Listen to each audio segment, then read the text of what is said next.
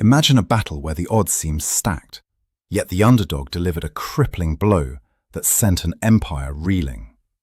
We're diving deep into the Battle of the Thames, a pivotal moment often overshadowed, but one that guaranteed British withdrawal and cemented American dominance in the Northwest.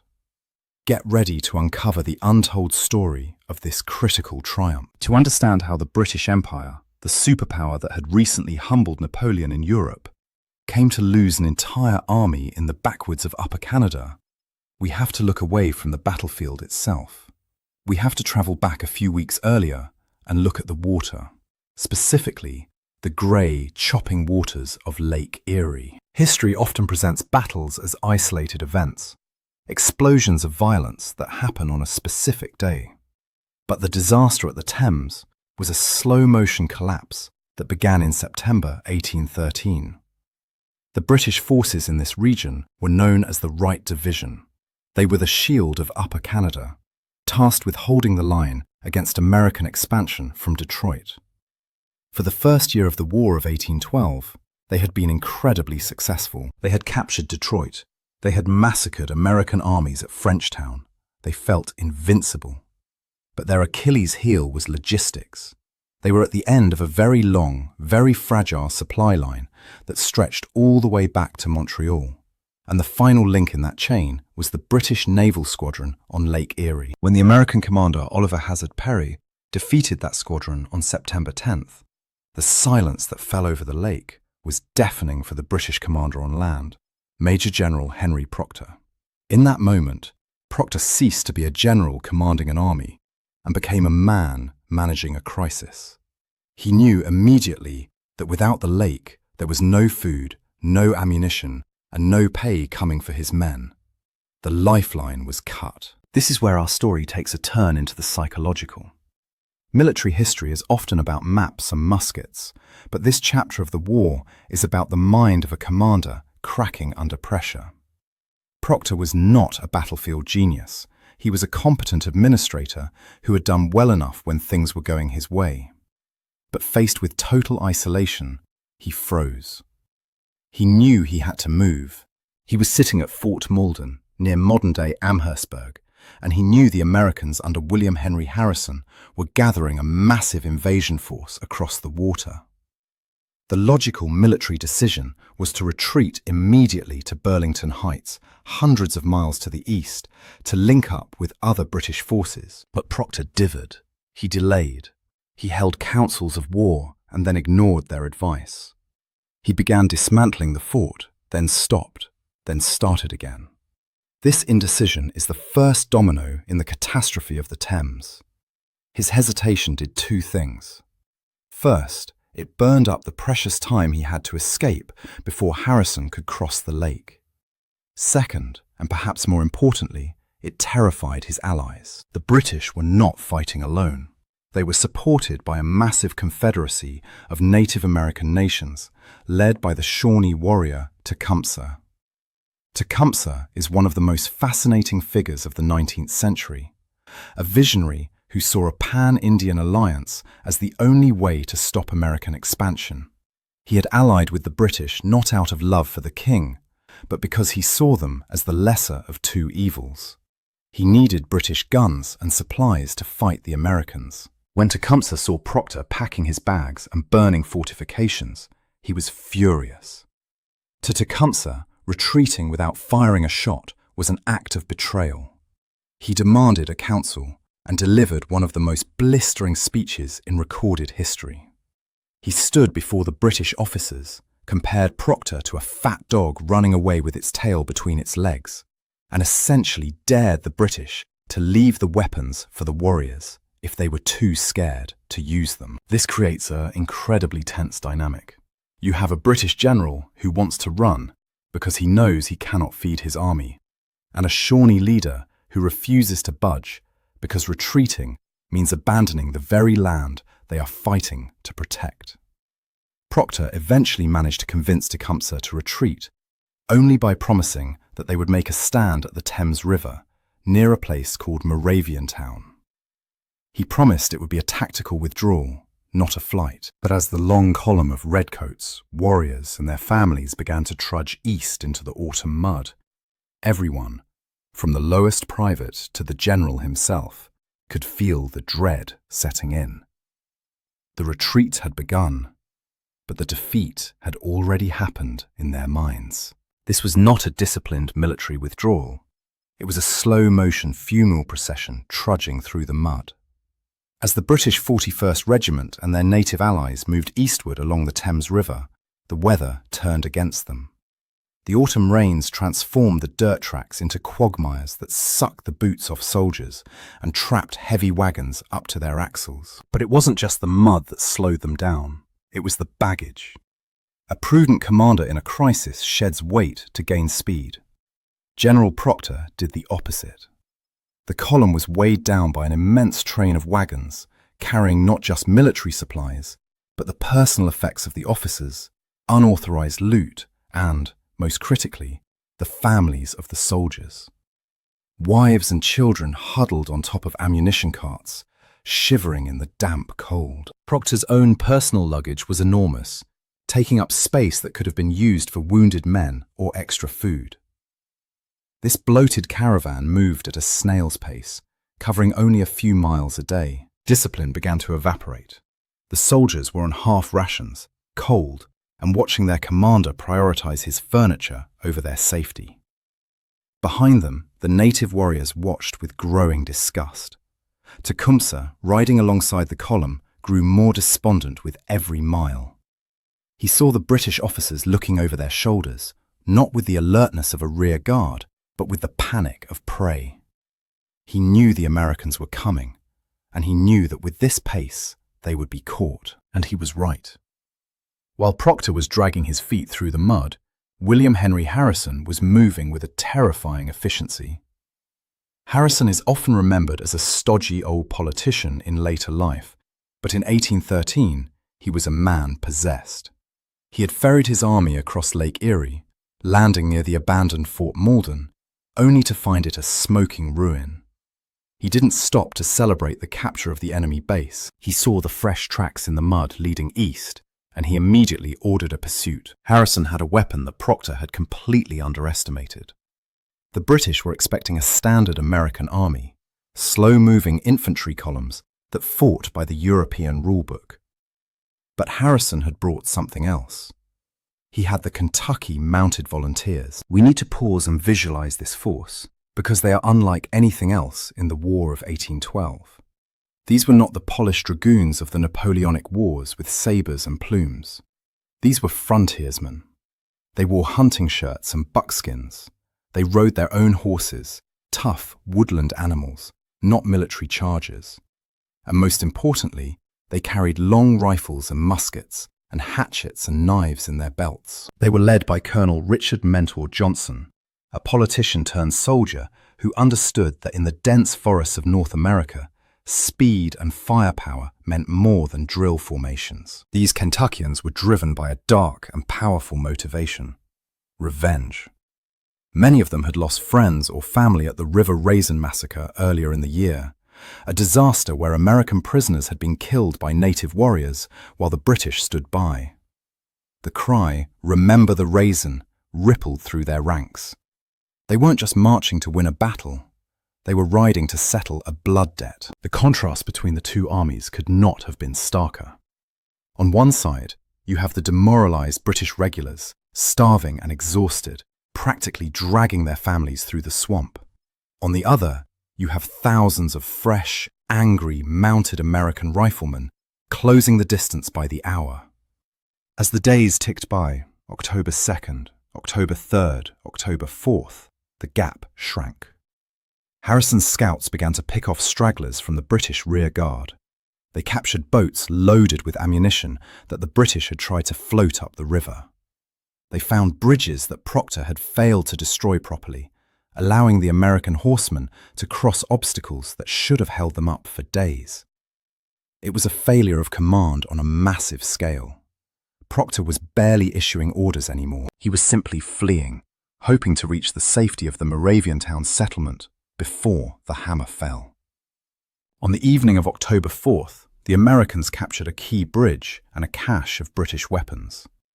They were now only a few miles behind the main British force. Tecumseh rode to Proctor's headquarters that night.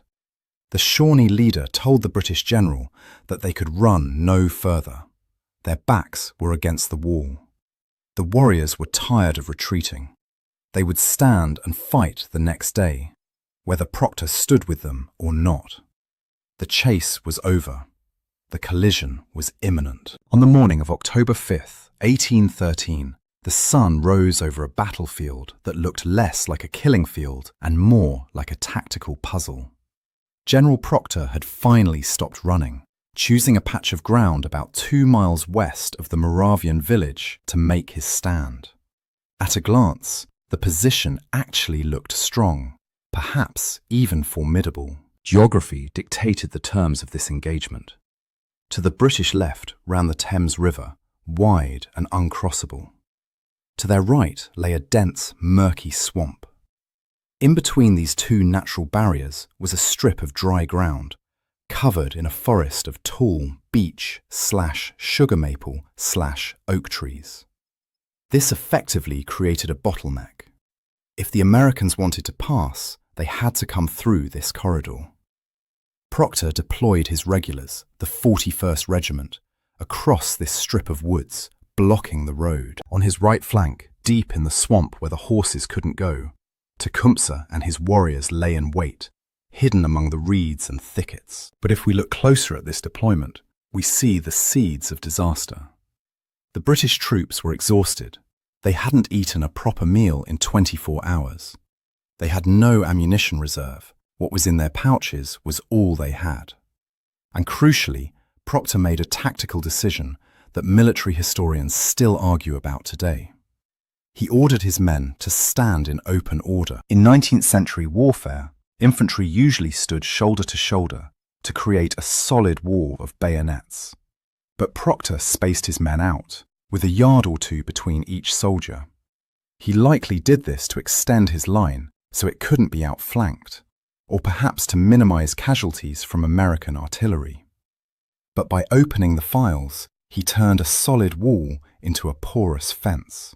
He was betting everything on the assumption that the Americans would attack with infantry. Against foot soldiers, the trees would provide cover, and the open order would allow the British to fire and maneuver. But he had forgotten, or simply ignored, the thunder of hooves approaching from the west. When William Henry Harrison arrived on the field around noon, he surveyed the British line and immediately saw the flaw. It was a moment of tactical clarity that changes battles. Harrison had originally planned a traditional infantry assault, but as he looked at the British formation through the trees, he realized two things. First, the beech forest had very little undergrowth.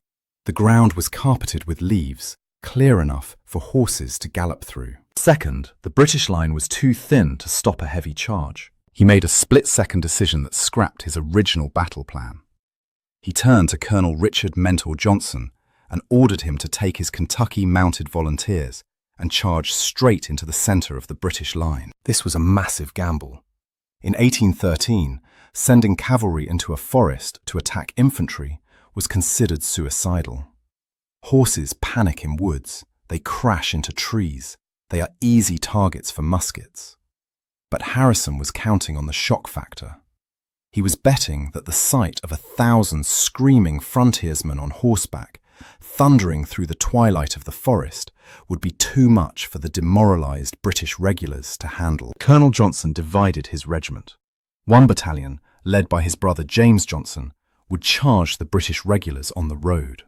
The other battalion, led by Richard himself, would swing right to attack Tecumseh's warriors in the swamp. The tension in those woods must have been suffocating.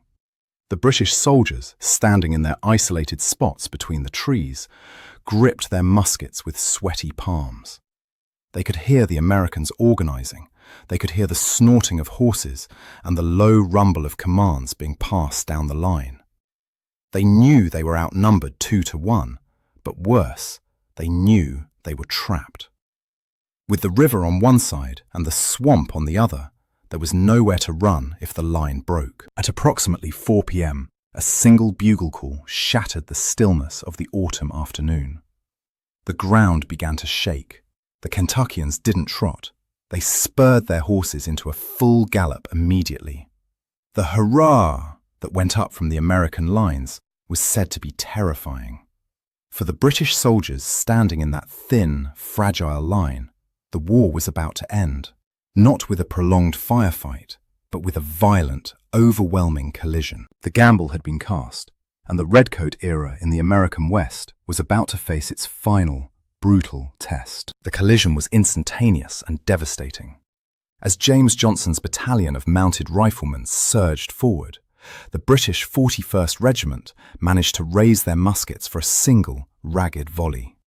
Smoke puffed into the autumn air. A few horses screamed and tumbled, sending their riders sprawling into the leaves. But the momentum of the charge was unstoppable. In a traditional battle against European cavalry, this is the moment where infantry would brace their pikes or bayonets to create an impenetrable hedge of steel. But General Proctor's order to stand in open order turned that hedge into a series of open doors. The Kentucky horsemen didn't have to smash through the British line. They simply rode through it. They poured through the gaps between the redcoats like floodwater rushing through a picket fence. The speed of the action was disorienting. Within seconds, the Americans were behind the British position. The Kentuckians wheeled their horses around, leveling their rifles at the exposed backs of the enemy's soldiers. The British regulars found themselves in a terrifying sandwich. Americans in front of them and Americans behind them. The psychological shock was absolute. These were veterans who had stood firm against cannon fire in previous battles, but the sheer ferocity and speed of this mounted assault shattered their nerve. The fight for the British centre lasted, by some accounts, less than 10 minutes. It wasn't a battle, it was a roundup. Realising they were surrounded and abandoned by their commander, the British soldiers threw down their muskets and raised their hands in surrender. Officers unbuckled their swords. The pride of the Right Division, the men who had held the frontier for a year, capitulated en masse. It was one of the most complete and rapid collapses of a regular British unit in history. While his men were surrendering by the hundreds, General Henry Proctor made his final, ignoble contribution to the battle. Seeing his line dissolve, he didn't try to rally a reserve or organize a fighting withdrawal.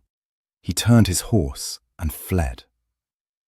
Along with a few personal staff and dragoons, he galloped eastward, abandoning his army, his Indian allies, and his honor on the field. His escape carriage would later be captured by the Americans, containing his private papers and, humiliatingly, his frock coat and hat. But while the British centre had disintegrated with barely a whimper, the battle was far from over. On the American left, where the ground turned from firm earth to sucking mud, a very different kind of war was beginning. The swamp was Tecumseh's domain. Here, the horses of the Americans were a liability, not an asset. The trees were thicker, choked with underbrush that blocked line of sight. Colonel Richard Mentor Johnson, leading the 2nd Battalion, knew that a cavalry charge here was impossible. He ordered a group of 20 volunteers, a forlorn hope, to ride forward first. Their job was grim and simple: to draw the fire of the native warriors so the rest of the regiment would know where the enemy was hiding. As the forlorn hope splashed into the marshy ground, the silence of the swamp was ripped apart. A crashing volley from Tecumseh's warriors decimated the advance guard. 15 of the 20 men were shot down in an instant. The air filled with the smoke of black powder and the war cries of the Shawnee, Potawatomi, and Kickapoo warriors who were dug in behind logs and mossy hummocks. Unlike the British regulars, the Native American forces did not panic. They were fighting for their survival, for their homes, and they were led by a man who had sworn never to retreat again. The Americans dismounted, taking cover behind trees, and the battle dissolved into a chaotic, close-quarters firefight. This was the brutal, personal violence of the frontier war. Tomahawks against long knives, muskets fired at point-blank range. And somewhere in that smoke-filled thicket, Tecumseh was moving among his men, his voice booming over the rattle of gunfire, urging them to hold the line that his British allies had already abandoned. The fighting in the swamp intensified, becoming a separate, desperate struggle completely detached from the surrender happening just a few hundred yards away. The American militia, now fighting on foot, pushed forward inch by bloody inch. The air was thick with the sulphurous sting of gunpowder and the shouts of men fighting for their lives in knee-deep mud. Colonel Richard Mentor Johnson was in the thick of it. Despite being mounted, he had ridden into the swamp, making himself a conspicuous target. He was hit almost immediately, a ball in the hip, another in the thigh, then his hand. Blood soaked his buckskins, but he refused to leave the field. His white mare was practically painted red with his blood. Through the haze of pain and smoke, he saw a native warrior emerging from behind a fallen tree, raising a weapon to finish him off. This moment is one of the most mythologized vignettes in American history. As the warrior stepped forward, Johnson managed to raise his pistol with his one good hand and fired. The warrior collapsed, dead. Whether this man was actually Tecumseh is a debate that has raged for 2 centuries. The chaos of the melee made identification difficult. What we do know for certain is that shortly after this exchange, a different kind of silence began to spread through the swamp. It wasn't the silence of peace, but the silence of absence. The distinctive, booming voice of Tecumseh, the voice that had rallied thousands of warriors from dozens of different tribes, the voice that had terrified American governors and shamed British generals, had stopped. Word rippled through the native lines with the speed of an electric shock. Tecumseh has fallen. The effect was instantaneous. For the Confederacy, Tecumseh was more than a general. He was the spiritual and political gravity that held the alliance together. He was the only one who could bridge the ancient rivalries between the tribes and focus their collective anger on a single enemy. Without him, the center could not hold. The resistance didn't just break, it evaporated. Warriors who had been fighting with ferocious intensity moments before began to slip away, vanishing into the deeper woods like ghosts. The Americans, battered and exhausted from the swamp fight, didn't pursue them deep into the mire. They secured the edge of the wetlands and began the grim task of tending to the wounded. The battle was effectively over. As the smoke cleared, the magnitude of the American victory became apparent. The British army had been erased. Over 600 British soldiers were captured, along with all their artillery, baggage, and supplies. The American losses were surprisingly light, fewer than 30 killed.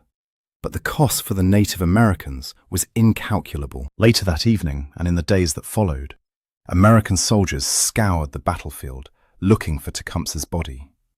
They found many fallen warriors, but they could never conclusively identify the great Shawnee leader. Some accounts say his followers carried his body away in the night to bury him in a secret grave, safe from desecration. Others claim he was buried on the field in an unmarked pit. The mystery of his final resting place only added to his legend. He didn't just die, he vanished, leaving behind a void that no other leader would ever be able to fill. Back at the main camp, the mood was one of stunned relief. Harrison knew he had won a great victory, but he also realized the strategic landscape had changed overnight. The British threat to the Northwest Territory was gone. The grand alliance of the First Nations was shattered. The frontier, which had been a bleeding edge of violence for decades, was suddenly, eerily secure. But while the soldiers celebrated and looted the rich baggage train of the British officers, drinking their wine and wearing their dress uniforms, the reality of what had happened began to sink in for the survivors. For the British prisoners, it was the start of a long captivity and the shame of surrender. For the Native Americans, it was the beginning of the end of their sovereignty in the region. And for General Proctor, still galloping east through the darkening woods, it was the beginning of a disgrace that would haunt him for the rest of his life. While Proctor fled into the oblivion of history, the scene back at Moraviantown was one of total American dominance. As the adrenaline of the charge faded, the soldiers began to take stock of what they had actually achieved. It wasn't just a battlefield victory. It was a treasure trove that symbolized the complete reversal of the war's fortunes. Among the debris of the British retreat, the overturned wagons, the scattered muskets, the abandoned officers' trunks, the Americans found something that made the victory taste particularly sweet. They discovered 6 brass field cannons. These weren't just any guns. On closer inspection, the American officers realized they were looking at old friends. These cannons had a history that mirrored the volatility of the conflict itself. They had originally been British guns, captured by American patriots during the Revolutionary War at the Battle of Saratoga and Yorktown. Decades later, when the British captured Detroit in 1812, they had taken these guns back. Now, on the banks of the Thames, they had changed hands for the third and final time. They were the travelling guns, tangible proof that the humiliation of Detroit had been erased. But beyond the symbolism of recycled artillery, the strategic reality was staggering. In one afternoon, the British Right Division, the military formation responsible for the entire western flank of Upper Canada, had ceased to exist. It wasn't just defeated, it was deleted from the map. The soldiers were prisoners, the commanders were captured or fugitives, the arms were seized. For the United States, this was the decisive breath of relief the young nation had been desperate for. For 2 years, the settlers in Ohio, Indiana, and the Michigan Territory had lived in constant terror of raids. The fall of Detroit had left the back door of the Republic wide open. But with the victory at the Thames, that door was slammed shut and bolted.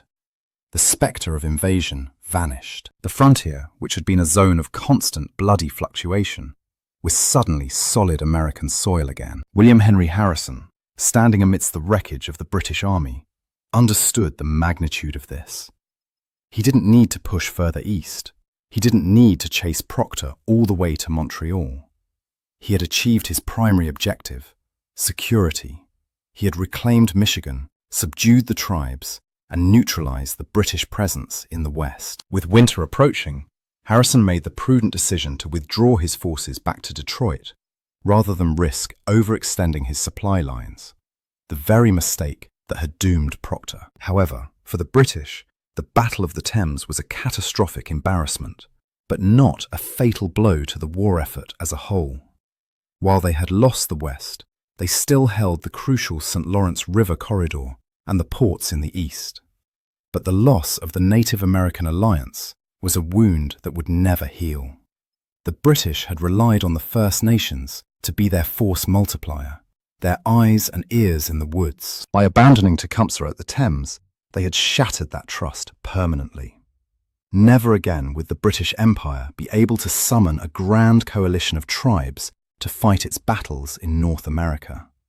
The bond was broken in the mud of the Thames, and with it went the British ability to project power deep into the American continent. As the American troops began the march back home, parading their prisoners and their captured cannons, the news of the victory spread like wildfire across the United States. It came at a critical time. The war in the East was going poorly, the economy was suffering, morale was low. The Battle of the Thames became a headline that restored national pride.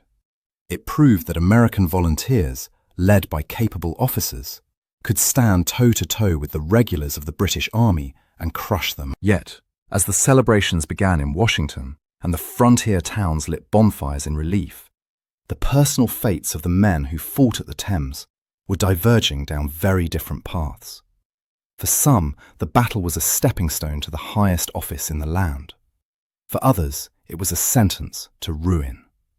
The guns had fallen silent, but the political and personal fallout was just beginning to explode. Major General Henry Proctor eventually reached the safety of British lines at Burlington Heights, but he found no sanctuary there.